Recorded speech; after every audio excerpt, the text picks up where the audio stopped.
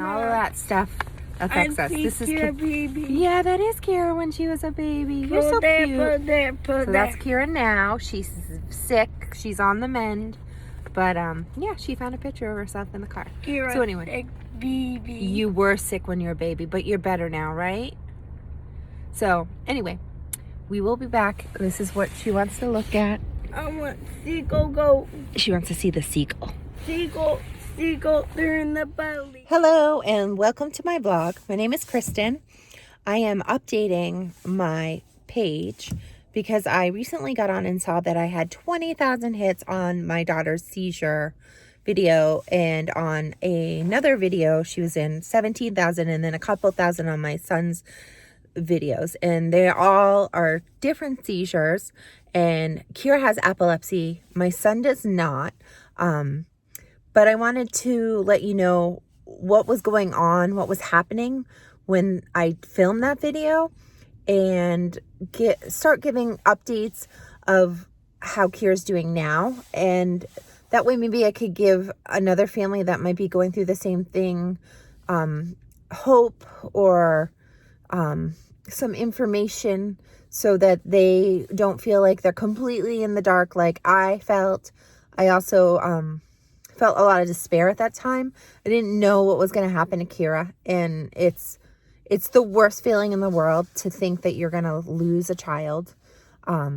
So basically what happened was Keira was born regular via C-section at 39 weeks. It was a typical pregnancy, nothing remarkable.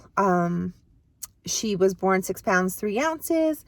She was 21 inches. She developed typically until she was 7 months old, and then she got a fever and started having some sort of startle reflex. I thought she would look up at the sun or look at something and just go like that. So that went on, and I brought her to the doctor. They're like, oh, it's just a reflex. She's fine. You know, babies have that. I'm like, okay, you're the doctor. I'm going to trust you. So it didn't stop. It got worse. So we went back, and they gave us a referral to the neurologist.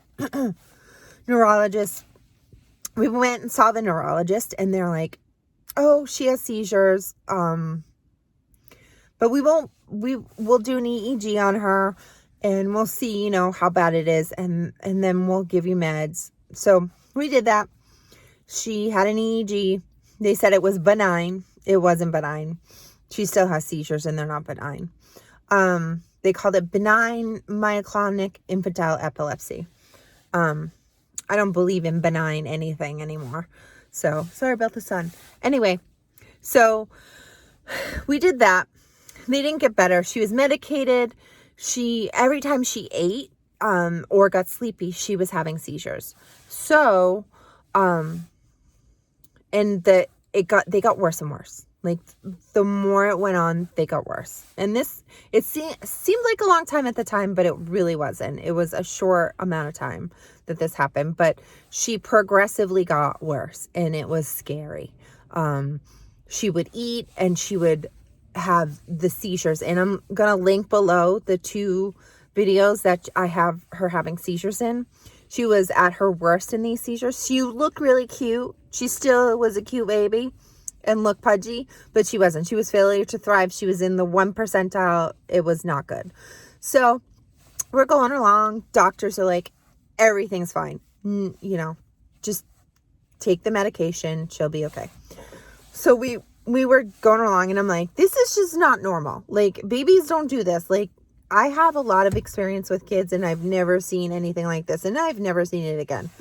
So I would just, you know, would watch her do this. Other people would watch her, and they'd just be like, it was painful to watch this child eat and just have these seizures. And so Keira has seen these seizures recently with me, with the baby in the pictures, and she can't handle looking at it either. Like, we don't like to look at it, but to help other people, I want to keep it up there, because honest to God, I don't want anybody else to go through what we went through.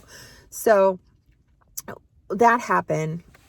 Then one day, this kept going on. Everybody's like, okay, you know, the seizures are getting better. I'm like, no, they're not.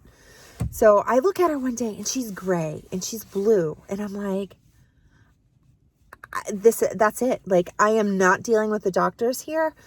Somebody needs to tell me what's going on. Like, my baby's going to die. Like, hands down, I'm terrified my baby's going to die. Told my husband at the time. He thought I was nuts. I didn't care. I'm like, we are going to Boston Children's Hospital in Massachusetts, and she's going to go see somebody. So he thought I was crazy at the time, but we bundled her up in the car. I'm texting somebody who I saw a video on YouTube of her child, like trying to figure out what's going on. Like, I just couldn't figure. I thought, did she have, what's that? Infantile spasms? Like, is this spasms? Like, what is this? Because that's a catastrophic form of epilepsy. So we rushed to Boston Children's. They saw her in the ER. She saw 3 epilepsy specialists, epileptomologists, not just neurologists, epileptomologists. Can't even say that. 3 while we were there. We had to pay out of pocket to see for those 3, but it was well worth it. They admitted her. She spent the night. They monitored her. They saw her seizures, and they said she should not be eating. Like, this is not good. We went from one floor to the next in the hospital that day, seeing specialists, because they're like, she needs a G-tube. Like, until we figure out how to stop these seizures, she needs a G-tube. So I'm like, okay. So I'm like, when can we get this? So like, as soon as we can get her into surgery. So I took that information, brought it back to her doctor in Maine, and her doctor is wonderful in Maine. She still sees the same doctor, actually. And she got it set up so that she had the G-tube surgery in Maine, which was a godsend because it would have cost us thousands of dollars to stay in Boston. She got the surgery. She was born on October 19th. She got a year later, on October 20th, she had the surgery for a G-tube. So she got the G-tube put in. That was wonderful because then I knew she was getting enough, because when she's having these seizures, she instinctively only ate enough to keep herself alive. So this is a baby, remember. She instinctively remembered to eat enough to keep herself alive. So that's why she was failure to thrive. She was holding on, but if I had let it go on longer, she would have died. So I'm very thankful that we went to Boston. So that started all the trips to Boston. She had a biopsy done. They took mitochondria and tested that to see if there were any mitochondrial issues.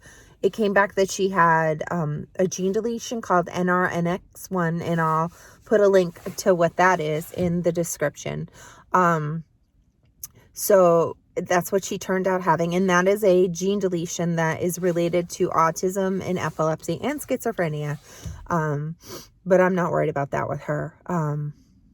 But she has the other 2. So since then, I have found groups online that have other kids that have NRNX1 around the world. This is like a rare genetic deletion. But, and Keira's doing great. She's not typical. She has a major developmental delay. We're going to have to take care of her for the rest of our life, but I feel blessed to have her in my life. I can't imagine not having her and losing her when she was that little. So anyway, that's my update. Keira's the light of my life. I might do more videos.